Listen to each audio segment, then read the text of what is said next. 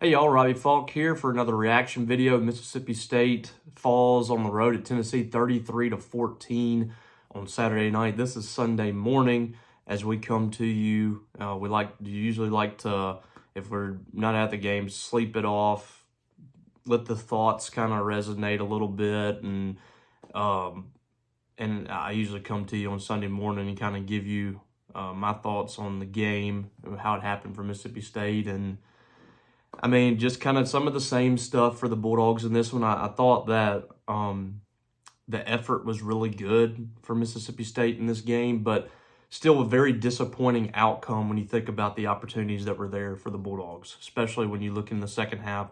State's down 20-7 going into the third quarter, and the starting quarterback's out of the ball game. Dylan Sampson, the running back's a little banged up. You've limited their offense for the most part. When you look at their drives on the day, you were able to force a fumble. You got a turnover on downs when Tennessee was in good position at 1.2. First possession, you give up a touchdown, then you have three straight stops. And those possessions right there, Mississippi State should have been able to take advantage of that to stay in this ball game. And it was still, a manageable game even after halftime. But you look at State's first few possessions: punt, punt, interception, punt, punt. They punted 4 times in the first 5 possessions. And I know this is one of, if not the best defenses Mississippi State's played to this point. I think Tennessee is legit on that side of the ball. I thought it was going to be tough for them to score anyway, and they haven't given up over 20 points in a game this year, so I'm not super surprised by that. But if Mississippi State wanted to win this game, they were going to have to come away with something. And in their first 3 possessions, they had 20 yards of offense. They had a 44-yard drive on their 4th possession, but when you look at I guess outside of that 4th possession, when they had 6 plays for 44 yards, they had 22 yards of offense on the other 4 possessions. And then they put together a 16-play, 75-yard drive, which was really good there in the second quarter. But again, you give up a field goal right before halftime. You gave up a field goal, then you had a 3-and-out, gave the ball back to him when Johnny Daniels ran out of bounds, stopped the clock. They had plenty of time, drove down the field a little bit, kicked another field goal. That's 6 points right there in a matter of, about a minute that Mississippi State gave up, a little over a minute. And, that hurt. That hurt right there. Just take away that field goal and it's a 17-7 ball game going into the half. And it looks really manageable for you in the second half with the issues that Tennessee had consistently putting points on the board. They were able to get a lot of field goals in this game with a field goal kicker that's really been struggling. He kind of found his groove again. But the touchdowns just were not there for Tennessee in this game. They had 3 TDs. And I thought State, from a defensive standpoint, early in the game, really bad touchdown at 4th down that State gave up. But other than that, I thought State had a pretty good game plan. They were in position. They executed fairly well. They got 452 yards. That's a pretty big number. And they got 33 points. 240 yards on the ground. But I thought, kind of contained Dylan Sampson for the most part. He had 149 yards. 33 of those came on a big breakaway run. So, and that came on 30 carries. I mean, without that big run, if you're able to contain him right there, maybe 3 or 4 yards on that play, instead of giving up the big breakaway, he's averaging somewhere around 4 yards a rush in the game. And it looks a lot different. 30 carries in the game for 150, 5 yards a rush. It was still a solid game for Dylan Sampson. But I think for the most part, State did a solid job game planning for him. They don't have the depth and the talent, especially up front. And, I mean, we've talked about it a bunch, so there's no need to really spend a lot of time on it. But they just don't have the depth and the talent there to compete in this league. That's an area that has to be fixed in the offseason. I mean, it has to. There's no other way around it. Jeff Lebby has got to get out and find legitimate impact players on the defensive line to help Mississippi State win the line of scrimmage. It was another, tough game for this defense, but like I said, I thought they held Tennessee to 5 of 14 on third downs. That's a area that Mississippi State's greatly improved since that Texas A&M game. So you have to give them credit there. But, 16 yards of completion in the game. They gave up some big pass plays down the field. Dante Thornton had a 73-yard catch. Squirrel White had a 34-yard reception. It just is what it is. I thought when Gaston Moore came in the game, he was kind of chucking it down the field. There were some questionable pass interference calls, but he didn't really hurt Mississippi State in the second half. They kind of leaned on Sampson, I feel like, whenever Nico went out of the ball game. But the story for me in this game, 450 yards, that you could almost write that in pen coming into the ball game. Tennessee was going to get at least that. You had a chance in this to stay in this ball game, and the offense just couldn't do it. And again, I give a lot of credit to Tennessee. I think that the defense they're just very physical up front, and the secondary plays pretty well too. They play physical, and they made some good plays on both sides of the ball. But State just couldn't get much going. Michael Van Buren struggled in this game, 10 of 26. Probably easily his worst game at Mississippi State. I don't put all that on him, but it just wasn't a great game. 92 yards, interception. Like I said, completed 38% of his passes. I thought when State truly committed to the run, this was one of their more impressive games running the football. They had some big runs. They had some explosive plays from Davon Booth and Johnny Daniels. Those two are really coming into their own. Again, without the sacks, this is another game that without the sacks, Mississippi State was really good, and they averaged 6 yards a rush with their running backs. That's really good. 6.3 for both Davon Booth and Johnny Daniels. This rushing attack is coming along for Mississippi State. 30 carries for the two guys for over 200 yards. Excellent job. State, to me, they did a really good job running the football, and there were times where I thought they should have committed more to the run. I feel like coming out of the gates, I feel like they put a little too much on Van Buren. That's a freshman playing in a really difficult environment, and you could kind of see it early. He had another delay of game. He's missing some passes early in these ball games on the road. State they can't get off to a fast start, and that really hampers them. They're playing catch up almost every single ball game, especially on the road. But again, with Van Buren, every game you can kind of see these flashes of brilliance with him. Like he's going to be really good, I feel like, in this offense. I think it's just going to take time. But Booth and Daniels were really good. Davon Booth had his best game as a Bulldog, 20 carries for 125 yards and a touchdown. Johnny Daniels had 10 for 63 and a touchdown. Both those guys have been really effective in recent weeks, and that's helped Mississippi State's offense. But they still were not able to get what they needed, and they had some opportunities. They went 3 for 13 on third down, so their third downs have not been great. There's a ton of penalties, and like I said, a few of those were questionable. But 9 penalties for 85 yards for State. They shot themselves in the foot a few times in that regard. Looking at some more stats, still they cannot get sacks. This team really struggles with pressure. They did get 3 tackles for loss, but no sacks again.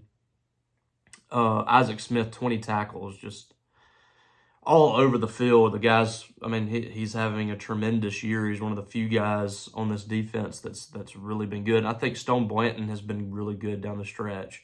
He got hurt in this ball game, fought through it. He's been really tough for State this year. Those are two guys that you can really build around defensively. But again, I feel like State played hard again, which I think that's a very good sign. I've said this, it's a sign of a healthy program that you believe in your coach, you're going out there and playing hard. Mississippi State just doesn't, to me, they don't have the talent right now.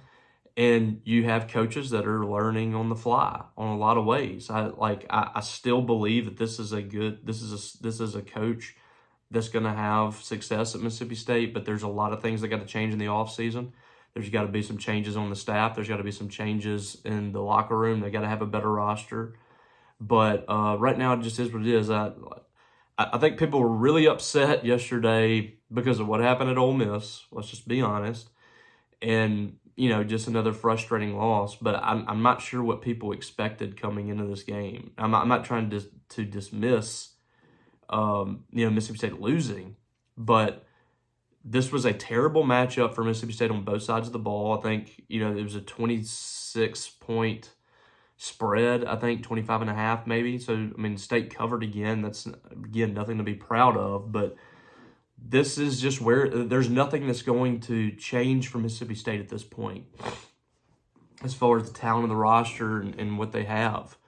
So, all you can ask for is to come into a ball game, play as hard as you can, execute at a very high level, and see what happens. And they didn't execute at a high level. They played hard, but I think that the talent differential is so big, Mississippi State had to play fairly perfect to win this game. They lose by 19, so a manageable game, but also think that Josh Heupel isn't trying to, rub Jeff Lebby's face in the dirt either. So 452 to 271 is your final total yardage in this game. You could definitely tell the difference between the two teams. I don't think Tennessee's playing well right now, but they were able to handle Mississippi State here. So moving into this week is a bye week, another week for Mississippi State to rest up for the final two games, and there's, a big opportunity ahead for the Bulldogs to try to close strong. It's going to be tough. You're going to take on a Missouri team that, I don't know what Brady Cook, his status will be for that game, but that's a team that obviously is, to me, very beatable. They're finding ways to win games. They beat Oklahoma in a wild game they should have lost last night, but they found a way. They're not playing great. That is a winnable game for Mississippi State, and it might be their last win. So I think it's a must for Mississippi State to try to find a way. You have 2 weeks now to prepare for that game, to come out, play really well in that ball game, and try to get an SEC win. Because Ole Miss is going to try to run up the score on Mississippi State in that game, and they're trying to secure a playoff spot by that point. And that that's just, again, a very bad matchup for what they do on both sides of the ball. So, 3 weeks to go. That's all I can say. There's not much else to say at this point that we haven't, already brought up. So, 33 to 14 is your final score. Mississippi State falls to 2-8, and they're now 0-6 in SEC play, staring down the barrel of a winless SEC season. It has been a very tough year, to say the least. And all I'll say is that Mississippi State's going to have a great offseason. This is a pivotal point of Mississippi State football history right now. You're in the middle of a different era of football. Mississippi State's got to keep up with the rest of the league. And you have had kind of a disaster of things in this football department now for the last couple of years. It's up to Jeff Lebby to kind of figure it out and find a way here in the offseason. And it's very important. They're going to have to spend a ton of money in the transfer portal. They're going to have to get some impact guys in here to try to stop the bleeding and put Mississippi State back in position to compete in the middle of the pack to the upper half of the league. And like I said, it's going to be very difficult. So these next few weeks especially are huge for Mississippi State to set the stage for that, to try to convince kids to come here. They're struggling in recruiting right now to do that. So it's big. There's no other way around it. Mississippi State has got to find a way. They got to find a way to compete in this league at the highest levels, and we'll see if they're able to do that. But like I said, it is encouraging that you're still seeing this team come out and play hard. They're just not executing well enough to get over the hump. So we'll see what happens in a couple of weeks. A much needed bye week coming up for the Bulldogs to go back and kind of prepare for what's ahead, to get a little more healthy, because they do need to heal up at certain positions. Probably right now, they came into this game probably as healthy as they're going to be. Pretty much everybody that's hurt at this point is probably out for the season. But they got a little more banged up against Tennessee, so we'll see if they're able to get healed up and at nearly 100% next week or in 2 weeks against Missouri. All right, guys, appreciate y'all for checking in today. Probably will try to get back this week. I didn't get a chance because of basketball to do a Talking Dogs live session, but we'll probably try to get back on track with that. And we got the things that are true coming up on Thunder and Lightning. That'll be on the Super Talk YouTube page and anywhere you get podcasts. You can check that out later today, Sunday night. And basketball's getting full swing, folks. We're excited. Both teams look really good in the first couple of games. I'll be at the Hump today to see Mississippi State's women back in action. They put up 100 points the other night against Memphis in a really impressive performance. Won that ball game by 40 plus, put up 100 points. Jerkella Jordan had 2 points, and they still were able to handle Memphis. The men are off to a 2-0 start, have looked really good as well. So we're pumped about basketball. Things are a struggle right now for football, but this basketball program is alive and well and as hot as it's been in well over a decade, it feels like, for the men. So exciting times ahead there. You want to be locked in with us at Maroon and White Daily. If you aren't already, come check us out. $1 the first week, $50 or 50% off the rest of the year. So we would love to have you over there. Got some great stuff coming your way in recruiting and basketball, team and recruiting news. We had some baseball news today. David Mershon's younger brother, Peter Mershon, committed to Mississippi State, a kid that I think is going to be really special. So you can come read about that over on our site. That's a free article if you guys want to check it out. But come see us. We would love to have you. We have a great community, a message board that's among the top 10 on our entire network. We were really proud of that, and a lot of that is thanks to our members who are incredibly passionate. They love Mississippi State, and they love talking about the Bulldogs. So come join those guys. We've had a outpouring of new members coming through and joining the site and very active. So we would love to have you come check us out and come join that community today. All right, guys, appreciate y'all. We will get back in touch with you this week, some form or fashion, with the Talking Dogs, I imagine. But I appreciate all y'all's support on this site and for your support of this YouTube channel, everything that you guys do for us as well. All right. Well, hope you guys have a great Sunday. Have a great week this week as well, and we'll catch you down the road.